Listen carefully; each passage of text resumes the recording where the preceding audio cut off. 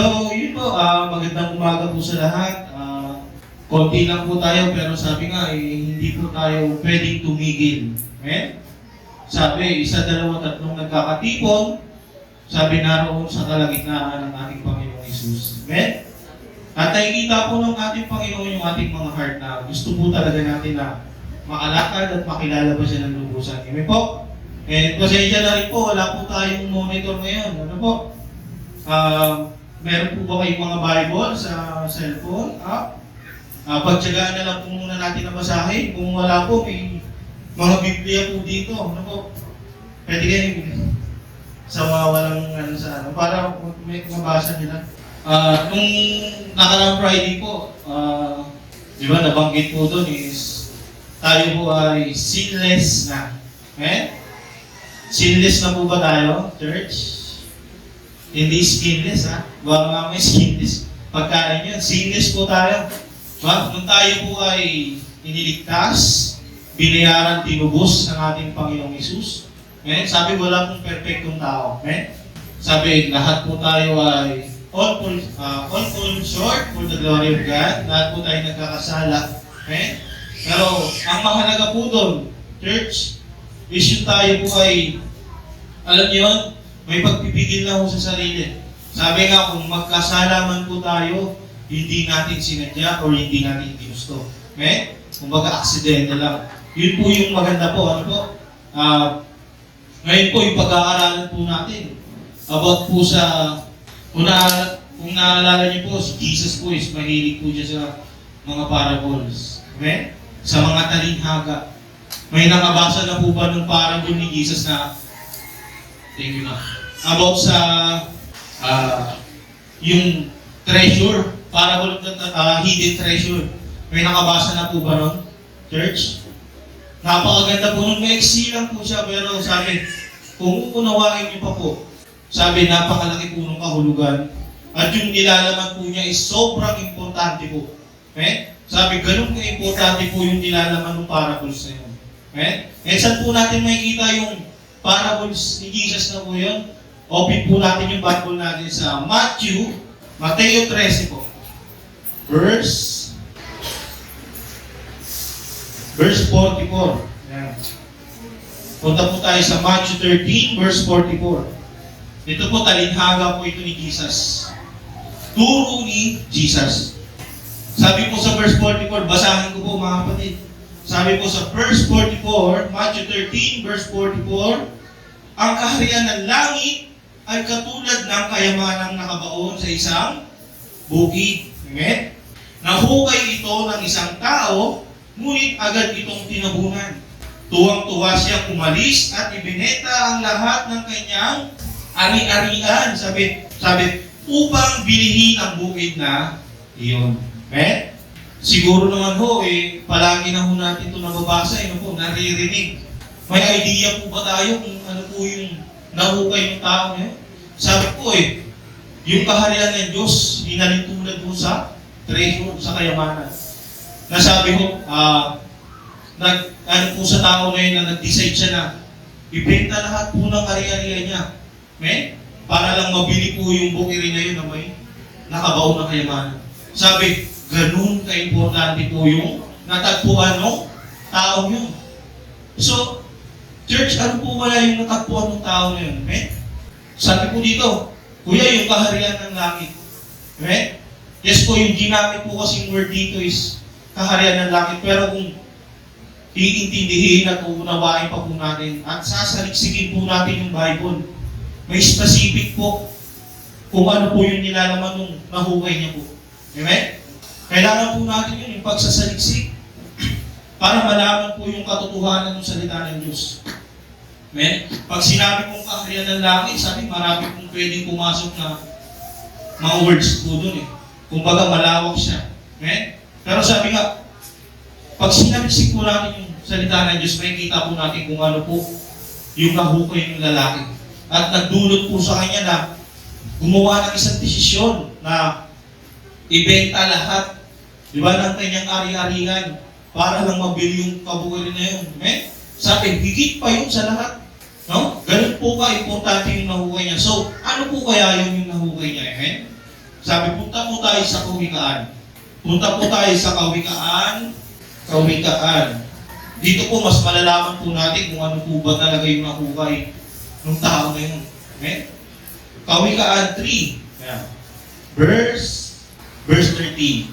Start po tayo yan. Sa Kawikaan 3, verse 13. Balikan po natin yung samahan ko, sabi niya, ang kaharian ng langit ay inihalintulad sa isang kayamanan na nahukay ng isang tao. Sabi, nung nahukay niya po yun, tuwang-tuwa po siya. Ano po? Sabi, binenta niya lahat ng kanyang ari-arian para mabili yung lupain niyo. Okay? Sabi, ganun kahalaga po yung natagpuan po niya. Okay? At dito po sa Kawikaan, mas may unawaan po natin kung ano po yun. Yung natagpuan ng lalaking yun. Amen po? Sabi po dito sa Kawikaan 3, verse 13, sabi po dito, makinig po tayo ha, sabi, mapalad ang taong may karunungan at pang-unawa. Higit pa ito sa pilak at ginto. Amen? At sa ano pa mang mga mamahaling bato. Walang anumang bagay ang maaaring ipantay dito. Amen? Nagkakaroon na po ba ng linaw, church? Kung ano po yung natagpuan nung tao na yun. Amen? Doon sa Google na yun. Sabi po, ulitin natin, mapalad ang taong may karunungan at pang-unawa. Amen? Sabi ko yan, yung ba talaga yung kahulugan noon nung nahukay yung tao na yun? Karunungan at pang-unawa? Sabi po dito, higit pa ito sa pilak at ginto. Ano pong ginawa ng tao nung nahukay niya po yun? Nung nahukay niya yung kayamanan, ano pong ginawa ng tao? Sabi, binenta niya lahat ng kanya pong ari-arian, para mabili lang po yung lupa ito. So, sabi po dito, higit pa ito sa pilak at ginto. Medyo nagigits na po ba? Sabi po dito, at sa ano pa mang mamahaling bato, walang anumang bagay ang maaaring ipantay dito. Yun po ay ang karunungan po na nagmumula sa Diyos at pangunawa. Amen? Pero kung titignan pa po natin sa Biblia, kung sasaliksikin pa po natin, may mas malinaw pa pong sagot. May mas malinaw pang sagot ang Biblia. About po sa karunungan at pangunawa. Kung bakit sinabing mapalad ang taong may karunungan at pangunawa. Punta po tayo sa Korinto. Para mas maintindihan, maunawaan po natin. 1 Corinthians 1 pala. Punta po tayo ng 1 Corinthians 1. 1 Corinthians 1, verse 24. Yan. Dito po, mas maunawahan po natin kung ano po ba yung pakalugan ng karunungan at pangunawa. Sabi po dito, verse 24, babasahin ko po ha. Sabi po dito, ngunit para sa mga tinawag ng Diyos, kung man o hindi, si Kristo ang siyang kapangyarihan at karunungan ng Diyos. So, malinaw na po ba? Ano po yung natagpuan ng tao na yun sa bukirin? Amen? Ano po yung natagpuan ng tao na yun sa bukirin? Ano po yung tinuturo ni Jesus sa mga tao? Tinuturo niya po mismo yung sarili niya po. Sabi po, nung natagpuan ng tao na yun, si Jesus, ang karunungan ng Diyos, sabi, lahat ng bagay sa mundo ay napawalang halaga. Bakit po? Kasi po si Jesus na po ang lahat. Sabi, yung kaya niyang ibigay ay hindi kayang ibigay ng mundo. So malinaw po, ano po? Kaya sabi, doon sa parable ni Jesus, bakit nagdulot yun sa tao na yun na magpasya ng ganun? Di ba? Na ibenta lahat ng possession niya, ng kayamanan niya, ng ari-arian niya. Kasi po higit pa doon yung natagpuan po niya. Si Jesus po. Yung nagbibigay ng buhay. Tayo po ba kaya natin yun na iwan ang lahat ng bagay para po sa ating Panginoon Jesus? Para po tayo ay makasunod. Sabi pag nasa iyo ang Panginoong Kristo, sabi ikaw po ay may karunungan ng Diyos. Ikaw po ay may wisdom na mula sa Panginoon. At tignan po natin kung gaano kahalaga po yung wisdom ng Panginoon. Yung karunungan, ano po yung naidudulot nito sa ating pong mga buhay. Balik po tayo sa Kawikaan.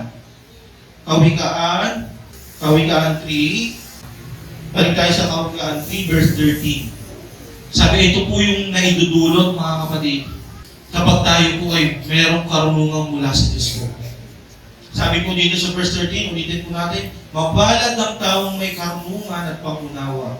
Higit pa ito sa pilak at hinto, at sa ano pa mang mga mamahaling bato. Walang anumang bagay ang maaaring ipantay dito. Verse 15, magpapahaba ito ng iyong buhay, magpapaunlad ng iyong kabuhayan, at magbibigay sa iyo ng karangalan. Amen? Naalala niyo po yung last preaching? Ano po sabi doon? Kapag ikaw ay nasa liwanag na, sabi, wala nang access sa iyo ang kadiliman. At kapag wala nang access sa iyo ang kadiliman, ano mangyayari po? Diba? Palagi kang may kaligtasan. Pag palagi kang may kaligtasan, hahaba ang iyong buhay. Amen? Malinaw po ano? Kung gaano po kahalaga yung ating Panginoong Jesucristo sa ating pong mga buhay. Yung karunungan po ng Diyos at kapangyarihan ng Diyos. Amen? Sabi po dito, magpapahaba ito ng iyong buhay. Magpapaunlad ng iyong kabuhayan at magbibigay sa iyo ng karangalan. Kaya kapag napunta po tayo sa ganung sitwasyon, at alam ko po, nandito na po tayo sa ganung sitwasyon. Pero minsan nahihirapan tayo mag-decide. Ano bang pipiliin ko? Diba? Ganun po tayo, nahihirapan po tayo mag-decide. Yung gusto ko ba o yung gusto ng Diyos? Okay? Kasi kapag hindi ko ginawa to, wala kaming kakainin. Diba? Ganun po ang tao, mga kapatid. Madali pong, kumbaga, madali siyang hindi magtiwala sa Diyos.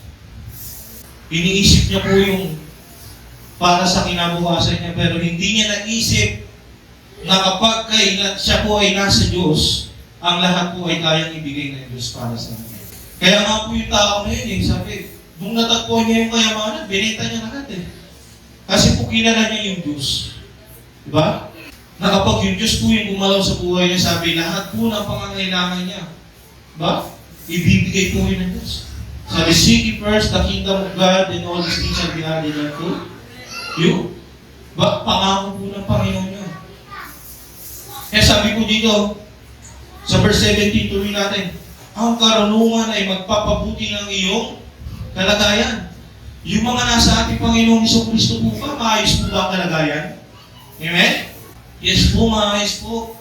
Sabi po nung nakaraang preaching, di ba? Hindi ka na kayang galawin ng kaaway. Hindi ka niya kayang atakihin or kagatin sa maling. Amen? Kasi ikaw ay nasa liwanag na. Pag ikaw ay nagliliwanag, nakikita mo lahat na nasa iyong kapaligiran. Kaya kung makakasalubong mo yung kaaway at aatake sa iyo, makikita ko, makakailag ka po. Ano po? Di ba? May maayos na pamumuhay. Ganun po ang isang tao. Ganun po yung epekto ng karunungan na mula sa Diyos. Si Jesus po. Okay? Sabi po dito, mapalad ang taong may karunungan dahil magbibigay ito ng mabuti at mahabang buhay. Verse 19 to 20, sabi po dito, sa pamamagitan ng karunungan, nilikha ng Panginoon ang lupa at ang langit, at bumukas ang mga bukal, at mula sa mga ulap ay bumuhos ang ulan. Isa pa po sa malaking ebidensya na yung tinutukoy pong karunungan dito sa kawikaan ay si Kristo Jesus po. Sabi po, sa pamamagitan ng karunungan, nilikha ng Panginoon ang lupa at ang langit. Kung babalikan po natin yung Genesis, paano daw po nilikha ng Panginoon yung mundo? Sabi, nilikha niya sa kanyang salita, sa karunungan. So malinaw po na dati pa lang po, Genesis pa lang, kawikaan pa lang, sabi, nagsasalita na po ang ating Panginoong Jesucristo. Kaya lang po, sabi dahil nga sa katigasan po ng ating mga ulo, nating mga tao po dahil matigas ang ating mga ulo, hindi tayo marunong magtiwala. Kaya dumating pa sa point na kinailangan pang bumaba o magkatawang tao po ng salita o ng karunungan ng Diyos. Sabi po dito sa verse 21, sabi, Anak, ingatan mo ang iyong karunungan. Ano daw po sabi? Ingatan mo ang iyong karunungan at kaalaman sa pagpapasya ng tama. Huwag mong hayaang mawala ito sa iyo. Okay? Pag nakilala po ba natin si Jesus, di ba? Ano pong ginagawa natin? Di ba, hindi na natin hinahayaan na mawala pa siya sa ating buhay. Bakit po? Kasi pag nawala pa siya sa ating buhay, paano naman po tayo? Wala na po tayo. Di ba, wala na sa atin yung pangako ng Diyos. Wala na sa atin yung kaligtasan. Okay? Ganun po pinapahalaga. Kawikaan pa lang po, sinasabi na pahalagahan mo ang karunungan, which is sa makabagong panahon po natin ngayon, ang ating Panginoong Jesucristo. Ngayong nakilala natin ang ating Panginoong Jesucristo, sabi, huwag ka nang tumalikod. Kasi kapag tumalikod ka, paano mangyayari daw po? Sabi, wala nang handog na may aalay pa para sa iyong kaligtasan. Eh? Hindi po ba kayo natatakot doon, church? Na sabi, kilala nyo na ang Diyos. Di ba? Alam nyo na yung katotohanan, pero hindi pa rin kayo sumusunod. Hindi pa rin kayo nag-surrender kay Lord. Di ba? Sabi, kapag dumating yung time, di ba? Nadatnan ka, ano po yung kahihinatnan mo? Di ba? Ayaw po natin yun. Bago tayo dun, punta po tayo dito sa Kawikaan 1. Kawikaan 1, sa Kawikaan 1, verse, umpisa tayo dito sa verse 2. Verse 24. Sabi po dito, basahin ko po ng mabilis sa inyo. Sapagkat hindi ninyo pinansin ang panawagan ko na lumapit kayo sa akin. Okay? At binaliwala ninyo ang lahat ng payo ko at pagsuway. Okay? Sabi, ito daw po yung mangyayari dun sa tao na sabi, matagal nang inabot, pero ayaw pa rin sumunod. Ba? Matagal mo na siyang kilala, pero ginagawa mo pa rin kung ano yung mali sa kanyang paningin. Sabi, ito po yung kahihinatnan nila. Sabi po dito, at binaliwala ninyo lahat ng payo ko at pagsasuway. Pagtatawanan ko kayo kapag napahamak kayo. Yun po yung sabi ng Panginoon. Kayo kapag napahamak kayo. Kukutyain ko kayo kapag dumating sa inyo ang paghihirap at mga pangyayaring nakakatakot gaya ng ipo-ipo at bagyo. Tatawag kayo sa akin, ngunit hindi ko kayo sasagutin. Ba? Nakaka-ano po yun, di ba, church?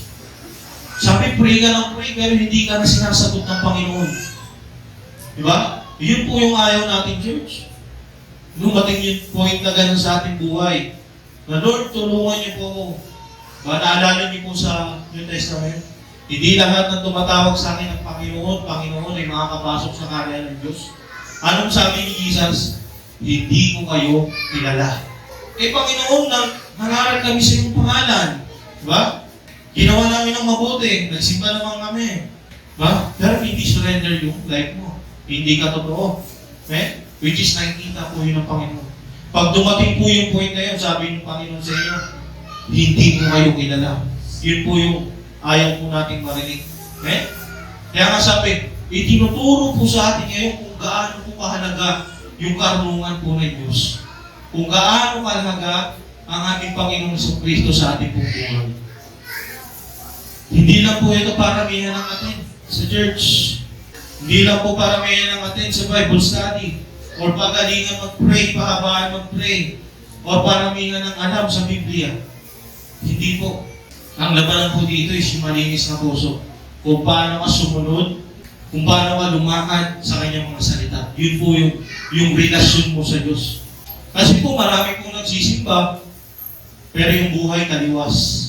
Mapaglabas po na simbahan, balik na uli sa dati. Diba? Marami pong ganun. Kaya nga po sinabi ng Biblia, marami ang tinawag, ngunit kundi lang may maliligtas. Okay? Sabi, ginagawa nila yung bagay na yun, hindi dahil totoo sila sa Panginoon. Ginagawa nila yung bagay na yun dahil may pangangailangan sila. Tama po ba?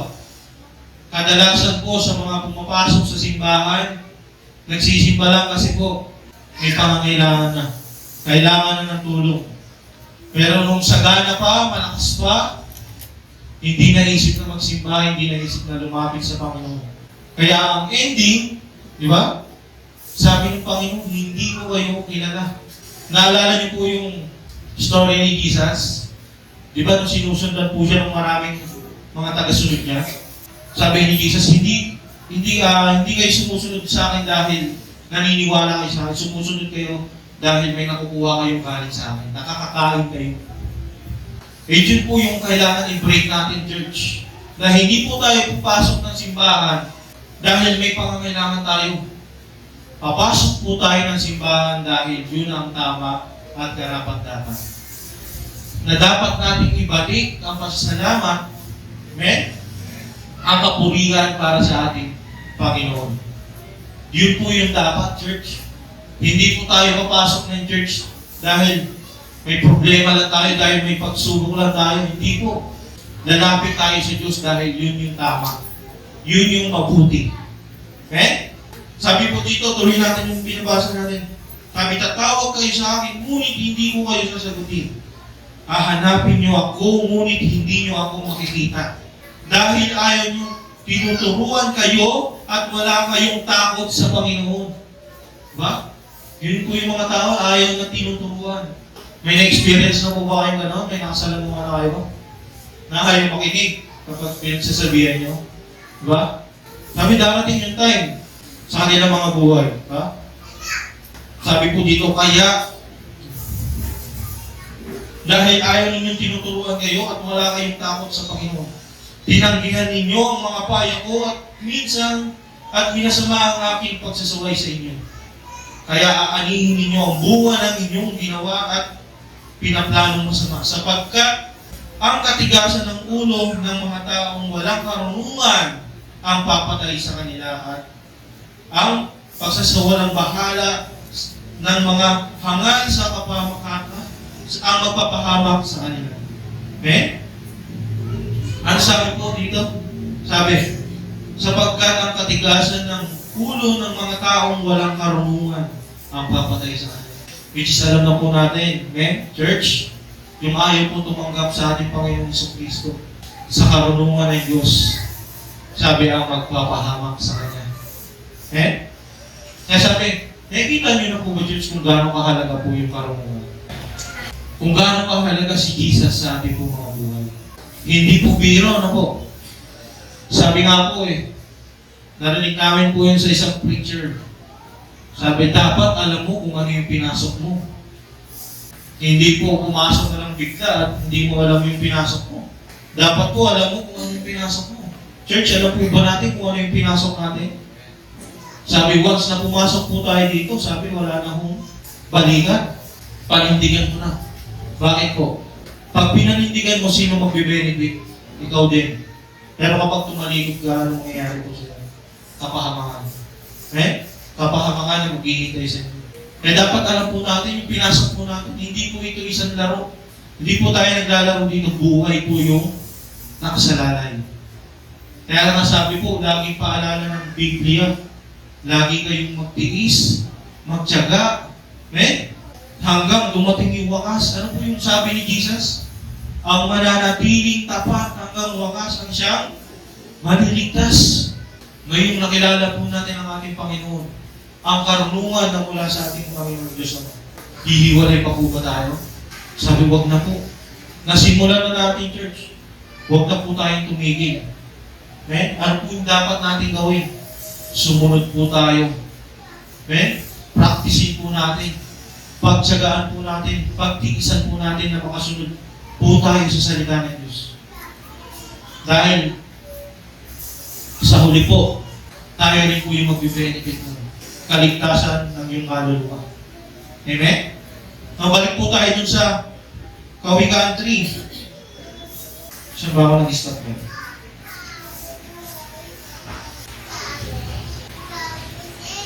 Sa verse 21. Kawikaan 3 verse 21. Sabi po dito, anak, ingatan mo ang iyong karunungan at kaalaman sa pagpapasya ng tama. Huwag mong hayaang mawala ito sa iyo.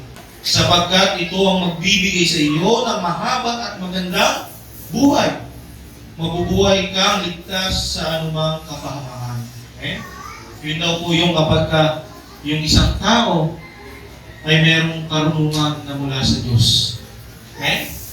Sabi po sa verse 24, Makakatulog ka ng mahimbing at walang kinatatakutan. Totoo po ba? Na kapag yun nasa Diyos, di ba? Sabi walang stress. Hindi mo iniisip yung mga bagay-bagay. Kasi alam mo, si Lord yung magpo-provide sa iyo. Ano po? Pero yung mga tao na sinasabi na nasa Panginoon daw, pero yung buhay, sabi, stress na ako. Di ba? At tingin niyo po, totoo po ba na nasa Kanya po ang karunungan ng Diyos? Kasi po, ang totoo kung nasa Kanya ang karunungan ng Diyos, hindi po may stress. Hindi po mag-aalala sa kinabukasan. O sa kung ano man ang mangyayari. Kasi po, yun po yung tinatawag na pagtitiwala sa ating Panginoon. Nagtitiwala na po ba lahat? Ano po sabi nung Huwebes? Faith comes from hearing the Word of God. And pag wala kang faith, hindi mo mapiplease si God. Sabi, ano po yung nilalaman ng tatlong nilalaman ng faith? Sabi, paniniwala, pagtitiwala, at pagsunod. So, kailangan tatlo po yun. Dahil nakilala mo na yung karunungan, pagkatiwalaan mo yung karunungan na mula sa Panginoon. At sumunod ka. Sa ganung pamamaraan po, sabi nun, hindi ka makakatulog ka ng mahimbing at walang kinatatakutan. Sabi sa verse 25, hindi ka dapat matakot kung biglang dumating ang mga pangyayaring nakakatakot o kung lipunin ang masasama. Dahil makakaasa ka na babantayan ka ng Panginoon at ilalayo sa kapahamakan. So yun po yung sinasabi natin, Diyos. Na once na nasa atin ang karunungan ng Diyos, sabi meron tayong panghahawakan. Sabi makakaasa po tayo. Sabi nga kahit dumating pa yung mga bagay na nakakatakot kahit lipunin na yung, di ba, yung kasamaan, sabi, hindi ka mangangamba. Kasi po, nasa sa iyo yung karunungan ng Diyos. Kasama mo si Jesus. May nagtanong po sa akin, Kuya, natatakot ka ba mamatay? Kaya ko dati, takot ako mamatay dati kasi, diba? Siguro yun naman po yung fear ng lahat po, yung mamatay. Sabi ko, pero sa ngayon po, hindi na ako natatakot mamatay kasi po, bakit? Kasi po may pinangahawakan po ako na alam ko kapag nangyari yun sa aking buhay, na ako'y mawala sa mundong ito, sabi ko, alam ko may maaasahan ko. Alam ko na may kaligtasan ako. Sino po natatakot mamatay dito? Huwag po kayong matakot mamatay, church. Sabi nga po ng Bible kung babasahin niyo yung Bible sabi ano daw dapat pinaghahandaan ng isang tao? Hindi yung kung ano yung kakainin niya bukas, kung ano yung magiging future nila, hindi po yun.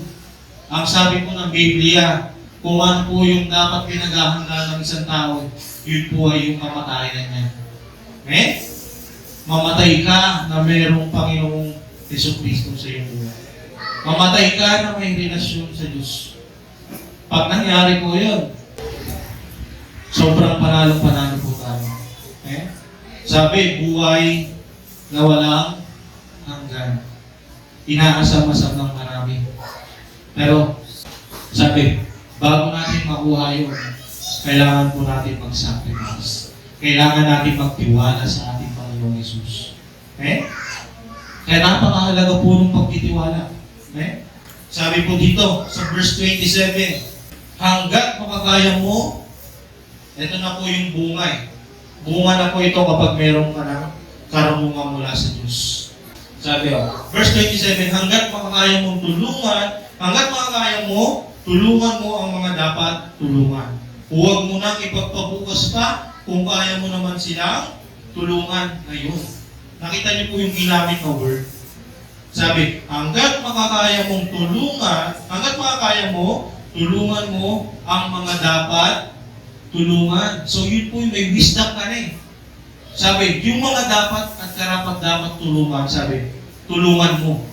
Pero yung mga taong na alam mo, di ba tayo may wisdom ka na, alam mo na ng mga abuso lang Di ba? Alam mo na hindi siya karapat dapat tulungan. Dahil may wisdom ka na, sabi, alam mo na kung sino yung dapat mo tulungan. Kaya nga yung word na ginamit, mga dapat o karapat dapat tulungan. Sabi, tulungan niyo po yung mga karapat dapat tulungan. Sa atin po, mga kapatid sa pananampalataya, di ba? Yung mga dapat tulungan po, sabi, tulungan po natin. Sabi, kung kaya natin yun, huwag na natin ipagpabukas pa. Tulungan na po agad natin. Yung mga karapat dapat po. Sabi po dito, sa verse 29, huwag mo pagplanuhan ng masama ang kapitbahay mo na nagtitiwala sa iyo. Sa verse 30 sabi, huwag kang makipagtalo sa kapwa mo ng walang sapat na dahilan. Lalo na kung wala naman siyang ginagawang masama sa inyo.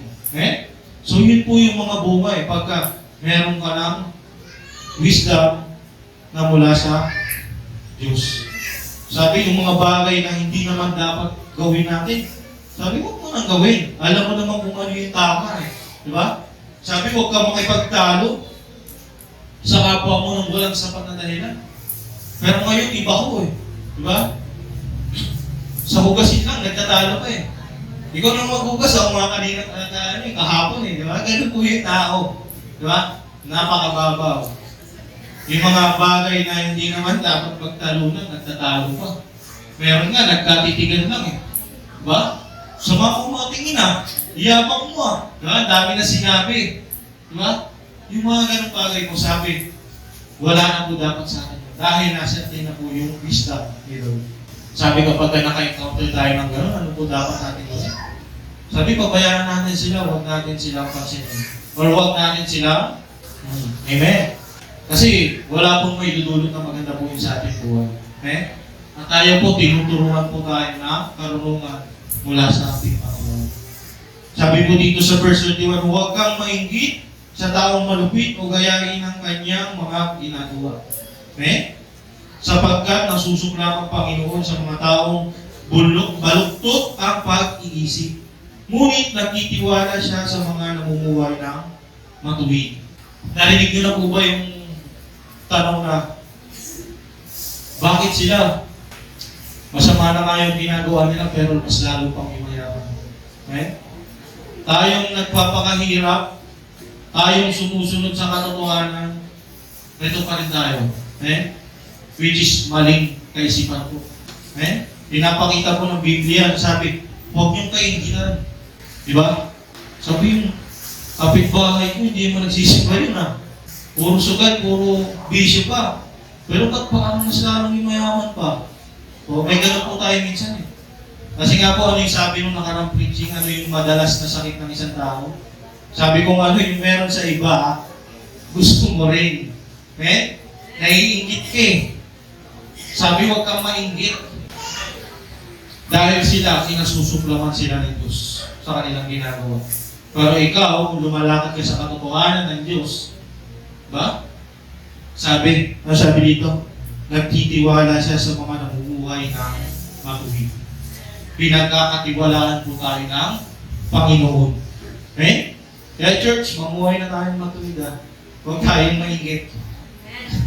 Amen po. Sabi po sa verse 33, isinusumpa ng Panginoon ang sambahayan ng masasama, ngunit pinagpapala niya ang sambahayan ng mga matuwid. Ganun po yung nangyari.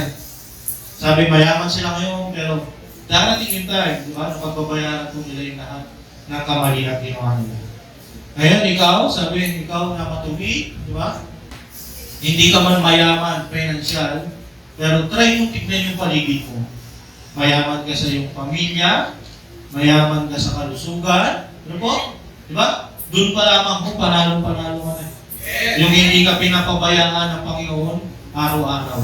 Yung wala kang sakit ng ulo, araw-araw. So, yun po yun. Sabi po sa verse 34, hinahamak niya ang mga nangahamak ng kapwa. Ngunit binibiyayaan niya ang nagpapakumbaba. Matagal na po nating aral po yun dito na always be humble. Sabi po ni Jesus, learn from me, for I am gentle and humble.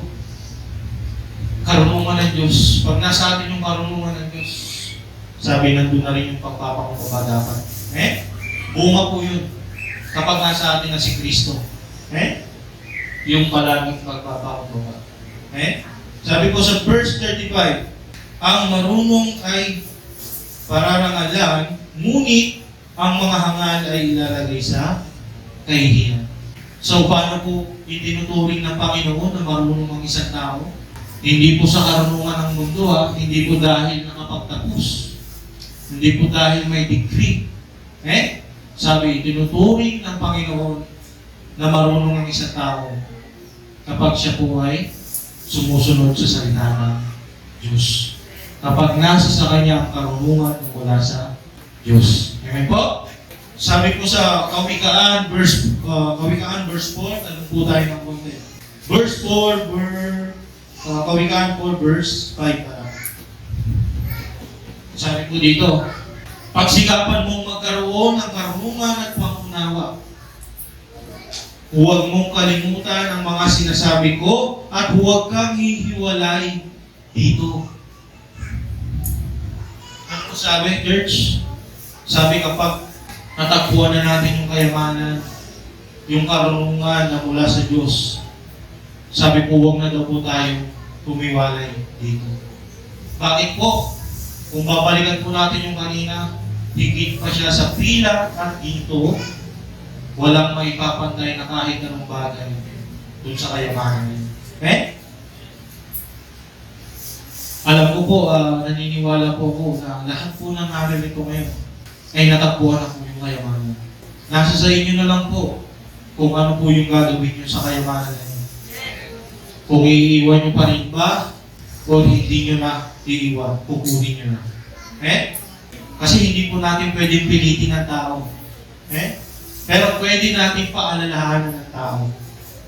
Kaya ngayon po, pinapaalalahanan po natin ang bawat isa. Sabi, narinig mo na yung katotohanan, nakilala mo na yung nagbibigay ng buhay. Ang tanong ngayon, iiwan mo pa ba? Lalayo ka pa ba? Sana po hindi na. Pag nakita po natin yung ibigay po natin lahat, para lang makamtan yung kayamanan na yun, yung karunungan na yun. Ngayon po, sabi po dito, huwag mong tanggihan ang karunungan. Sa halip, pahalagahan mo ito dahil iingatan ka nito. Pinakamahalaga sa lahat ang karunungan at pag-unawa. Sikapin mong magkaroon nito kahit na maubos pa ang lahat ng kayamanan mo. Ano sabi? Sabi, pagsikapan mo na makamtan yung kayamanan o yung karunungan na yun, kahit pa maubos yung kayamanan mo. Sabi po, mawala na yung lahat sa buhay mo. Huwag lang yung karunungan mula sa Diyos. Huwag lang ang ating Panginoon sa Kristo sa ating buhay. Magalit na yung lahat, huwag lang ang Diyos. Diba? Ganun po. Kasi po nasa sa Kanya po ang lahat. Sa Kanya po nakasalalay ang ating buhay, ang ating mga kaluluwa. At church, pagbulay-bulayan po natin, church. Isipin po natin mabuti ngayon po kung gaano po ka halaga at ka-importante yung salita ng Diyos or yung karunungan na mula sa Diyos. Ganun po kahalaga, ganun po ka-importante yung church. Sabi, walang bagay na pwedeng ipantay. Pagsikapan po natin mga kapatid na yung karunungan mula sa Diyos ay hindi naman hiwalay pa sa atin at matutunan pa natin kung nalubusan. Amen po? Sabi po dito sa verse 8, tanggapin mo at pahalagahan ang karunungan dahil magbibigay ito sa iyo ng karangalan. Magiging parang koronang bulaklak ito na magbibigay sa iyo ng kagandahan. Ganun po kahalaga, church, yung karunungan na mula sa ating Panginoon. Which is si Jesus mismo. Church, natok na po ba? Huwag po tayo focus po tayo sa ating naririnig. Konti na lang po. May 30 minutes na ba tayo? May 30 minutes na ba? Meron na. Malapit na, patapos na po tayo. Konti na lang. Diba? Hindi na po tayo umabot ng 2 hours. Nung nakaraan ka, nakatagal kayo 2 hours. Ngayon pa kaya 30 minutes na. Kawalan. So church, naiintindihan naman na po natin ano po, naunawaan po natin. Sino po yung karunungan? Ang ating Panginoong Jesucristo. Amen? Nasabi, kapag natagpuan po natin yung karunungan na yun, or nasumpungan natin yung karunungan na yun, sabi, huwag na natin siyang iwan. Gawin natin lahat para mapasa atin yung karunungan na yun. Amen po? Sabi, kahit ibenta mo pa lahat, iwan mo lahat para lang doon sa karunungan na yun. Kasi po, yun po yung magdadala sa iyo sa mabuting pamumuhay, maayos, kaligtasan, ano ba? Lahat po nandun na. Kaya sabi, ipagpapalit pa po ba natin? Hindi na po. Amen? Hindi na po natin ipagpapalit. Dahil, mga time po natin sa ating buhay, mga kapatid, alam ko, lahat naman po tayo nakakaranas, di ba? Na may time, may araw sa buhay natin na, di ba? Parang nalalamig tayo, amen? Parang tinatamad, di ba? Dahil sa mga pinagdadaanan natin dito sa buhay. Pero sabi, lagi nating isipin yung sinasabi ng Biblia palagi. Ano po? Na sabi, palagi tayong magtiis at magtiyaga. Kasi, sabi nga, sinabi naman po ng Panginoon na kung ano po yung naranasan niya is mararanasan din po natin mga lumalakad sa salita ng Diyos. Actually nga, hindi pa nga po natin nararanasan kung ano talaga yung naranasan nila. Yung nararanasan po natin ngayon, sabi nga po yan, sabi nung nakalang preaching, sabi bunga ng maling desisyon.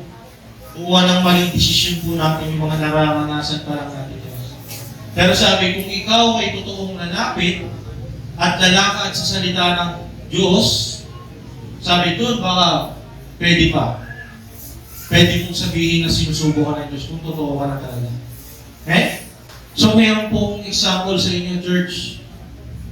Galing din po sa Biblia. Example po na sabi kung gaano niya pinahalagahan yung kayamanang natagpuan niya. Kung gaano niya pinahalagahan yung karunungan na natagpuan niya. Punta po tayo sa Pilipos. Ito po yung buhay ni Apostol Pablo. Buhay ni Apostol Pablo, mga kapatid.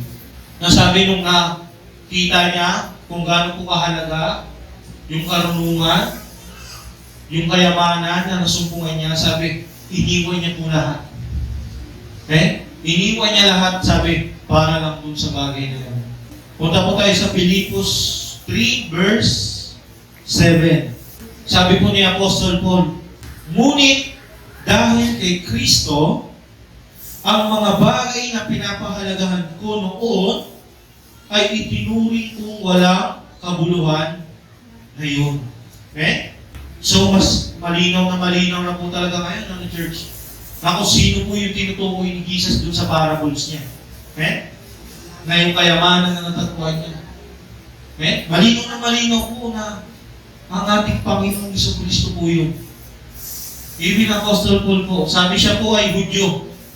At sabi nga po ni Apostol Paul kung sa pagiging Hudyo lang, iba ako sa lahat Sabi, sumusunod ako sa mga kautusan ng Diyos. Pero nung nakilala niyo po ang ating Panginoong Jesucristo, ito po yung sinabi niya. Ngunit dahil kay Kristo ang mga bagay na pinahalagahan ko noon ay itinuring kong walang kabuluhan. Sa verse 8, oo, itinuturing kong walang kabuluhan ang lahat ng bagay bilang kapalit ng lalong mahalaga ang pagkilala kay Kristo Jesus. Sabi ko, na aking Panginoon, ang lahat ng bagay ay ipinalagay kong walang kabuluhan at itinuri kong basura makamtan ko lamang si Kristo. Amen? Sabi, ganun po ka-importante yung natagpuan ni Apostol Paul. Tayo po ba, natagpuan na po ba natin? Church? Natagpuan na po ba natin? Yes po natagpuan na po natin, narinig na nga po natin Diba? Sabi, ilang taon na, ilang years na po natin naririnig. Diba? Paulit-ulit na nga lang po Pero wala pa rin yung pagdidesire natin. Yung sabi, gayahin po natin si Apostol Pablo. Nasabi nung nakasalamuha niya or nakatagpo niya si Jesus, sabi nagbago yung buhay niya agad. Di ba? Nung nakatagpo niya si Jesus, naalala niyo pa yung story niya? Nung siya pinapatay niya pa or inuusig niya pa yung mga kay Kristo. Di ba? Nung nakatagpo niya si Jesus, ano nangyari sa kanya? Nabulag siya. Nagbago ba kagad siya or hindi? Yes, nagsisi po kagad siya. Di ba? Nung bulag siya, nagsisisi na siya eh. Kung bakit niya ginawa yung mga bagay na yun. Then nung pinagaling siya ng Panginoon, ano pong ginawa ni Apostol Paul? Di ba? Sabi ginawa niya kaagad yung kalooban ng Diyos. Tinalikuran niya kaagad lahat. Sabi maging ehemplo po sana sa ating pong buhay si Apostol Pablo. Nasabi nung nakilala si Jesus Christ sa kanyang buhay, tinalikuran na kaagad lahat. Yun po yung faith na sinasabi. Sabi dahil nakilala niya na, nagtiwala na siya at sumunod siya. Nakasunod po ba si Apostol Paul? Amen. Kasi po, nandito po siya sa Biblia. Inilagay po siya ng Panginoon sa Biblia. Maging ehemplo po, mga kapatid, sa ating pong buhay, si Apostol Paul. Nung matagpuan niya yung karunungan na mula sa Diyos. Wisdom. So church, malinaw po ba yung binasa po natin? Narinig po natin? Pasensya na po kasi wala po tayong monitor eh. Magulo po ba? Naintindihan naman po. Praise the Lord po. So yun lamang po mga kapatid. Kapahayagan ng Panginoon po sa ating pong buhay. Ngayong kilala na natin ang Panginoong Jesucristo, ang karunungan na mula sa ating Panginoon, sabi, huwag na po tayong humiwalay. Sundin na po natin siya. Sabi nga po, ingatan mo siya. Sabi na, maubos na yung lahat sa'yo. Maingatan mo lang yung bagay na yun. Maingatan mo lang si Jesus sa buhay mo. So yun po mga kapatid. Praise the Lord po. Sana po ay may naintindihan at may naunawaan po kayo mga kapatid sa maiksi natin. Maiksi na po ba? Wala na 2 hours, no? 30 minutes lang. 1 hour. Praise the Lord po. So, yun po, nagpapasalamat po ako mga kapatid dahil kahit wala po yung ating lingkod, patuloy po kayo. Kayo po yung nakinig, kayo po yung umunawa. Maraming salamat po sa mga buhay nyo. And sama po natin sa panalangin yung mga kapatiran po na may sakit po. No? Si Sister Baby Liit, ano po, anak ni Nanay Lina may sakit. Marami kasi baby dito no? Sister Baby ito, Tusia. Sister Baby Mangakas. Hello po, Sister Baby na nasa abroad. Yun. Yun po, isama po natin sila sa panalangin po. Ano po? And then, yung bawat isa po sa atin, bakuran po natin sa pananalangin. Kasi po, mahalaga po, sabi nga po nung Webes, di ba? Mas malakas po tayo kapag tayo po ay sama-sama. Mas malaki yung liwanag na nagagawa natin. Yun po, i-encourage ko po kayo na lagi pong magbasa ng Biblia. Na para maintindihan, maunawaan po natin yung totoong kapahayagan ng Diyos po. Sabi po ng Panginoon, I am the truth, di ba? I am the light. Sabi, no one comes to the Father except through me. Diba? Except through Jesus. So, ang katotohanan po ay nasa salita ng Diyos. At ang salita po ng Diyos ay ang Diyos mismo. Kapag tayo po ay nagbabasa ng salita ng Diyos, sabi tayo po ay natututo. Unti-unti natin nakikilala kung sino ba talaga yung karunungan o yung wisdom ng Panginoon.